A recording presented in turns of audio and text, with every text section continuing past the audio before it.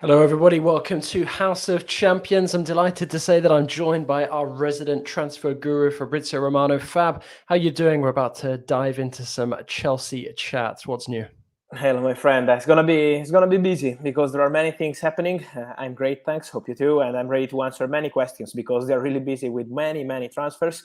And honestly, I'm not surprised. All right, looking forward to getting down to business. But first of all, a sad bit of news, and that is obviously that Brazilian soccer legend Pele, arguably the greatest player to have ever lived. Obviously, there's a lot of debate surrounding that, especially after Lionel Messi's World Cup win, but that's by the by. Unfortunately, Pele passed away at the age of 82, three-time World Cup winner, and absolutely zero doubt that he was a major trailblazer in terms of the development of the global game. Tributes pouring in from all over the footballing world for the Brazilian legend. Fab, just a few words on obviously this extremely sad news. Absolutely. This is a big loss for football. It's part of our culture, I think, when we mention players and legends like Pele, Maradona, Johan Cruyff, and many others. It's really sad when this is happening, but also they will live forever because in the memory, what they did, what Pele did with Santos is really unbelievable. We have a lot of fantastic stories of what he did on the pitch, off the pitch, because he was a really special person. Also, many people in football know how special was his relationship with many of the legends we see in the pictures here. Current legends like players like Neymar, but also legends of the past. He's always been super respectful and will always be a symbol of football around the world. So really sad news, but Pele will be in his image, will live forever. Yeah, absolutely. And I think, the discussion around who was, arguably the greatest player to ever lived, Pele, Diego Maradona, Lionel Messi, I think it's just something that will rage forever and ever. Let's move away from that and into today's main topic, and that is obviously Chelsea and all of these transfer rumors surrounding the London club at this moment in time. No better place to start than Enzo Fernandez. I know that you've been busy on Twitter, Fab, with updating people with the latest. So what is the latest to the very minute on what's going on with Fernandez and Chelsea? Yes, while we're speaking, there are negotiations and discussions ongoing. So these are really important days and hours for the Enzo Fernandez deal. As we mentioned a few days ago, don't expect this one to be closed maybe at the end of the window or in the second part of January. For Benfica, is now or never. So they don't want this negotiation to be long. And for Chelsea, it's a really important moment to understand if they can make it or not. Let me remind you, there is this release clause, 120 million euros plus taxes. But for Chelsea, this is not the priority. They don't want to pay the release clause as of now. Then we will see how is the negotiation going. But as of now, from what I'm told, they don't want to pay the release clause because it will be in one solution. And so it could create some problem to pay 120 million euros plus taxes in one single solution. Problems, I mean, in terms of other signings, of planning of more signings in January, in the summer. So for Chelsea, it's important to try to negotiate with Benfica. This is what they're trying to do, to push with Benfica and to find a way on the payment terms structure. So to make an important, really important bid, but to pay with different kind of schedules. So this is what they are discussing with Benfica. For Benfica president Rui Costa, the priority has always been to keep the player. So it's always been release clause or nothing. So let's see if now we will open to negotiate with Chelsea on this payment structure, or if he will decide to keep the player at least until the end of the season and then to negotiate in the summer for Enzo Fernandez. This is the key point. The payment terms discussed between Chelsea and Benfica. From what I'm told on player side, Enzo Fernandez wants Chelsea move. The player is open to joining Chelsea right now. He dreams of Premier League in general, and Chelsea would be a really big opportunity. So there would be no problem on the contract side. Enzo would love to join Chelsea, and this is why now Benfica have to make a decision if they want to continue on their way, so release clause or nothing, or if they want to accept Chelsea conditions. So really, really important hours. I want to clarify that we had a lot of rumors on Liverpool and Man United triggering the clause in the past few days. From what I'm told, this is not true. The reality is that Liverpool and Man United appreciate the player. Of course, he's a top talent, but they never made any official bid to Benfica and they never triggered the clause. So interest, yes, but they are not actively working to sign Enzo Fernandez now. So now it's Chelsea and Benfica in negotiation. If some of our viewers have their way, Fab, you're going to be in for a long day. They want you here locked in until there is the official here we go. Just one question actually on Enzo Fernandez, because there must be a lot of temptation on Benfica's side to cash in. Let's not forget that should Fernandez go for the sums of money that we're discussing, that would be, I think, more than 10 times what Benfica paid for him, and that's in about 6 months. So that must be almost a record in terms of creating profit out of what was a very, very smart and shrewd investment by the Portuguese giants.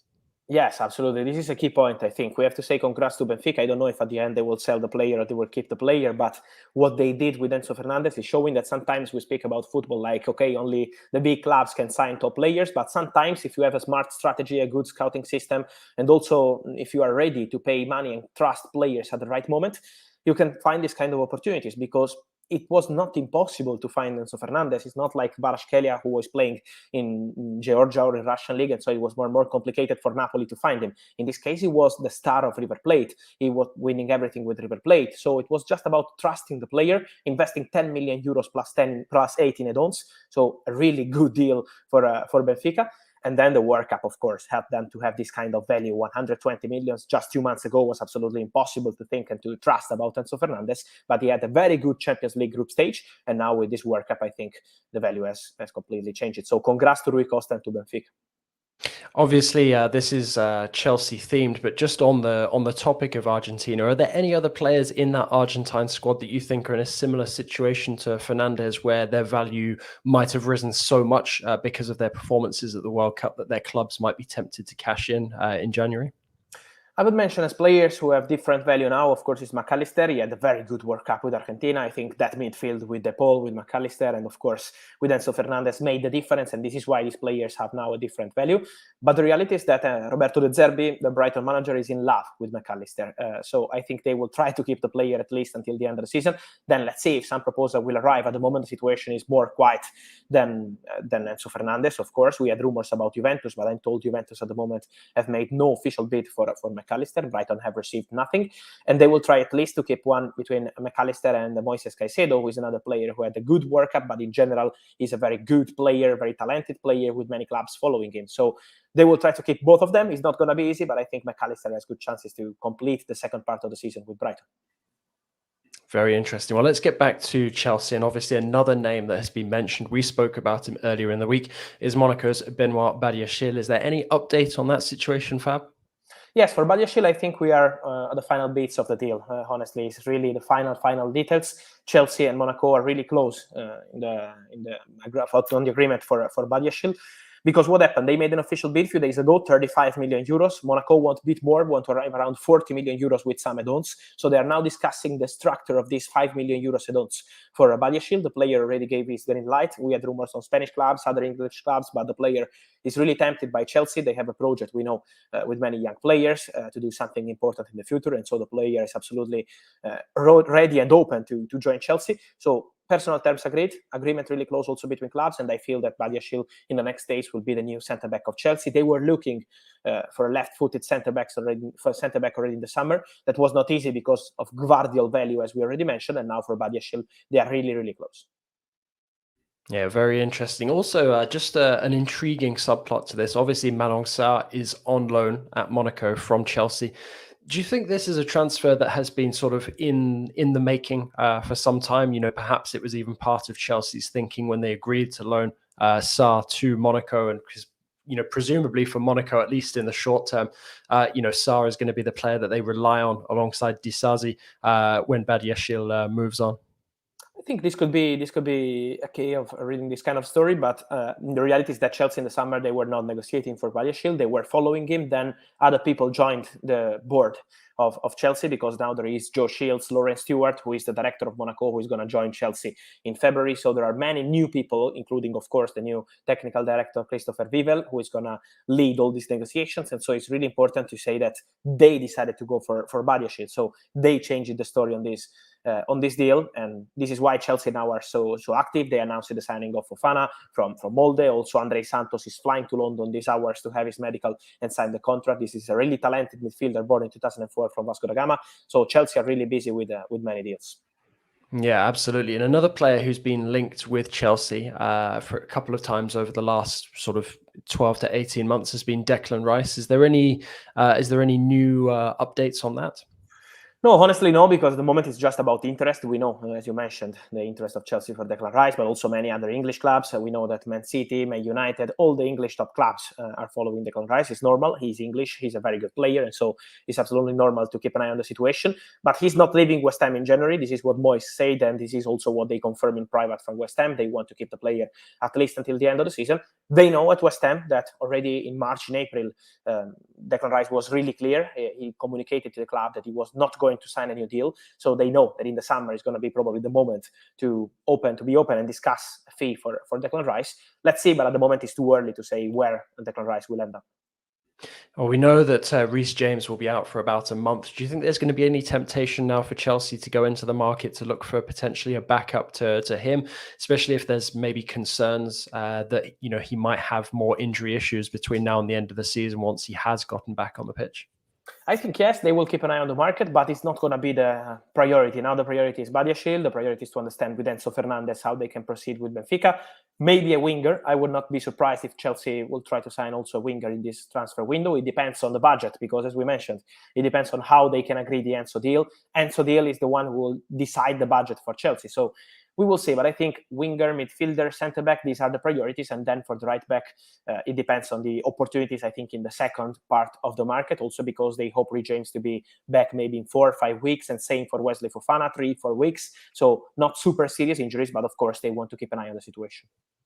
Great to see comments coming in from the likes of Thaban. Guys, keep those comments coming in. Questions for Fab as well. We're going to take a quick break. And then once we get back, we will go straight into some more Chelsea chat. Don't stop watching. Christian Pulisic. Outstanding from the American. All skill, all class, and all American at work across the pond. Pulisic finds the net. The UEFA Champions League. Stream Chelsea matches live February on Paramount Plus. Welcome back, everybody. So stay up to date with every story and every heart-pounding moment from the world of elite-level soccer with the Golazzo Starting 11 newsletter from CBS Sports. It's your ultimate guide to the beautiful game, taking you beyond the pitch and around the globe with expert analysis of everything that you need to know in the world of soccer. Sign up today for free at cbssports.com/Golazzo. Once again, it's the Golazzo Starting 11 newsletter, and you can sign up for free at cbssports.com/Golazzo. So, guys, keep those comments and questions for Fab coming in. Now, moving on to another Chelsea-related topic. There's a number of players out of contract this coming summer. Fab, you've got the likes of Jorginho, Kante, Zakaria, and also Thiago Silva. Is there a possibility that we might see, a few of these guys, perhaps even all of them, moved on as this Chelsea revolution continues? I don't think all of them, honestly, because Chelsea are having some conversations with some of them. For example, Thiago Silva, they love Thiago Silva. They love how he's playing. They love the impact he has in the dressing room. So I expect Chelsea to have more conversations with Thiago Silva in the next weeks. And I think it's on Thiago. He has to decide if he wants to continue in Europe or maybe move back to Brazil and try a different kind of experience for the final chapters of his career. But in Chelsea board, they love Thiago Silva. So I think he has a chance to continue. For Jorginho, they are in conversations, but at the moment there is still nothing agreed between Chelsea and Jorginho. The situation is absolutely open, and so I think it will take some time to decide on Jorginho's situation. But as of now, it takes really time, and nothing is completed or agreed. For Kante, it's changing. Because a few weeks ago, and also in the last few months, the feeling around Chelsea is that they wanted to completely rebuild the midfield, and so the negotiation with Kante was really complicated. But now they had new contacts in the last few days, new contacts with his agents, and it seems that Kante is open to accept different kind of terms so that they can negotiate on the salary. They can have a different kind of now feeling also on Kante's side that he wants to be open to negotiate with Chelsea at different kind of conditions.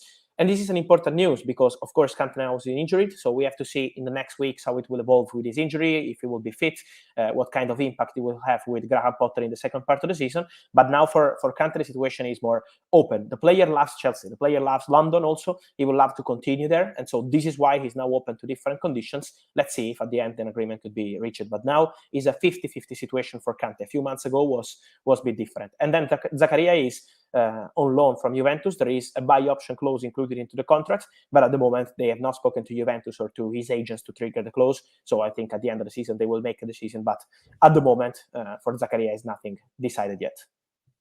I believe we've got a couple of questions coming up for you. First one on Rafa Leao. So you got, is Leao still a target for Chelsea if he does not extend with Milan? I think he's a target. He's a target because they like the player. They wanted the player in the summer. But there is also financial fair play. So let's see how this Enzo story will go. Let's see how all the other stories will go this January window. If they have other wingers in the list and not just Leao, because I'm sure that Chelsea are exploring multiple options and not just Rafael Leao. Also because Leao is in negotiation with Milan to extend the contract, and Milan will insist in the next weeks to reach an agreement with Leao. They will have a new meeting with his agents to discuss again. So to answer the question of Zach, yes, he's a target, but it's not an easy one. And we have to see how this Enzo situation will evolve to understand also the budget for the winger. Obviously, a big one here for our USMNT contingent. Christian Pulisic and Hakim Ziyech, any news on their futures? I think if a new winger will join Chelsea in January, I think for Pulisic there could be a chance to leave the club. Let's see where, because at the moment there are no negotiations advanced with any club. But of course, there have always been clubs interested in Pulisic. We know also in the summer, Newcastle and many others approached Chelsea, but they only wanted a permanent transfer. Let's see, because again, now the focus is Enzo. But if they will bring in a new winger, the situation of Pulisic could change. For Ziyech, at the moment, we had rumors about Milan, but I'm told that Milan are not thinking of Ziyech as a priority target. They are not negotiating to sign him. And so I think at the moment it's really quiet. We have to see in the second part of January, probably. Oh, you got another one there for Zakaria to Chelsea. Is that one that has legs? Yes, this one depends on also on the legal side. We know that with all the work permit, with the visa, there are some stuff to resolve between Chelsea and his club to understand how they can proceed on the contract side too. But it's true that he's a player they want. They had contacts in the summer. Zacharian was really close to joining Chelsea. He dreams of Chelsea. He's a really talented player. But at the moment, they already invested money on Fofana. They invested money on Andrei Santos. So Zakaria remains one of the players, one of the many talents they're following, because it's important to remind that Chelsea already invested big money. I was counting the other day, and it's around 80 millions on players who are under 21. So it's impressive with Gabriel Slonina, with Cesare Casadei, with many, many players they signed in the summer, and now in January with Andrei Santos and with Fofana. So Zakaria remains one of the players they're following, but it's not yet a done deal. Guys, keep those questions coming in. We don't have Fab for too much longer, but we're just going to move away from Chelsea a little bit now. Staying in the Premier League, though, Manchester City, rumours of Velez's Maximo Perrone. Any update there, Fab? I'm told that Manchester City will trigger the clause. This is what I said yesterday, because my sources told me we will trigger the clause. And so I expect Manchester City to proceed in the next hours, days with Velez to trigger this $8 million clause for Maximo Perrone. He's a very talented player, born in 2003. He's considered one of the best talents in Argentina. I think Manchester City were super smart 1 year ago when they decided to sign Julian Alvarez, because it was a big opportunity on the market. It was around 17 million euros. And imagine the value he has right now. In case they want to sell the player, they can make crazy money. Of course, they don't want, because he's an important part of the project. And so for Maximo Perrone, this is the idea of Manchester City. And let me clarify, is Manchester City, not City Group, Manchester City. So the idea is to go with a player after the Sudamericano Sub-20, where he will go with Mascherano. Right after, he will be part of Manchester City squad. And so we wait for the contracts to be signed, but Man City want to trigger the clause. You mentioned Juventus with regards to Alexis McAllister earlier. Is there any potential, business that could be done from the Italian club? Obviously, we know a lot about their financial issues and their legal issues as well. Is there any potential updates regarding them in the January transfer window? Because obviously, a lot of names of interest in their squad. You've got Vlahovic, Rabiot as well, guys who could potentially be on the move depending on the offers that come in. Yes, I'm not sure that Vlahovic will be on the move. But for example, a player like Rabiot, we have to monitor Rabiot because he's having a very good season. He had a very good World Cup with France, and also the first part with the season with Juventus was probably his best moment as Juventus player. So he's doing very well. My feeling is that Adrien Rabiot will leave as free agent in the summer and not in January, because at the moment there are no negotiations with any club. So no one approached Juventus to sign a Rabiot now. But in the summer, there could be interest. Juventus know that it's not going to be easy to extend his contract because the player is tempted by Premier League. He dreams of Premier League move. So I think there is a chance for him to leave on a free and join Premier League clubs in the summer. But at the moment, still nothing decided. For Juventus, they are looking for a fullback, probably a right back. There is a talented one born in 2004, playing for Valladolid. He's called Ivan Fresneda. Borussia Dortmund are also following him, also Newcastle, because Newcastle are exploring the market for a new right back. And so Fresneda is one to watch. Many clubs want him, including Juventus. And remember this name because I'm told he's very, very talented. All right, noted down. Moving on, Joao Felix, I feel like we talk about him every time we have you on at the moment. So he scored yesterday. And you've got Diego Simeone saying, while he's here, I'll try to get the best out of Joao Felix for the club, and then we will see what is going to happen. Is this maybe the clearest indication yet that Joao Felix could perhaps be on the move this coming winter window? Yes, I think it's pretty clear on Simeone's side. Also, what the CEO of the club, Hilmarin, said a few weeks ago about Joao Felix, that they are open to discuss with clubs. I think now it's pretty clear. If they will find an important proposal on the market, if Jorge Mendes, the agent of the player, will find the best proposal, they could be open to let him go. But at the moment, again, Jorge Mendes is speaking to English clubs. Arsenal, Man United, he also had some conversation with Chelsea, but Chelsea already have Mason Mount in that position, Christopher Nkunku, who's joining in the summer, and so at the moment it's not a priority for Chelsea, but they had a conversation with Jorge Mendes. So he's speaking to English clubs. He's waiting to see what kind of proposal will arrive, and so I think there is a chance for Joao Felix to leave in January, but they have to pay an important fee. All right, fantastic stuff, Fab. Thanks so much for joining us. Just before you go, final thoughts, anything that you're keeping your eye on and that you recommend that the listeners and viewers should keep an eye on for the remainder of the week? Obviously, a big weekend coming up with the winter window about to open at the beginning of next week. Yes, I will keep an eye on this Mudryk situation with Arsenal. The timing in January transfer window is really important. We saw that with Gakpo, always in discussions with Manchester United, but they never made any bid to PSV Eindhoven, and so Liverpool in 48 hours were able to complete the deal. So Arsenal know how important it is to be fast on the Mudryk deal. They are in negotiations with Shakhtar. They turned down the opening proposal, but there is still a direct conversation between Shakhtar and Arsenal, and so I think this is one to watch in the next days because Arsenal have to be fast for Mudryk. Absolutely. Well, this has been insightful as ever. Thanks so much to you guys as well for listening to House of Champions. Please take a minute to leave us a rating and review on your favorite podcast platform or on Apple Podcasts, Spotify, Stitcher, anywhere that you listen to your podcasts, in fact. And we're also available as video, so subscribe to us on YouTube as well. Fab, thanks so much for taking the time, my friend. It's always a pleasure and look forward to the next one. My pleasure as always, and see you soon again here on House of Champions. Thank you.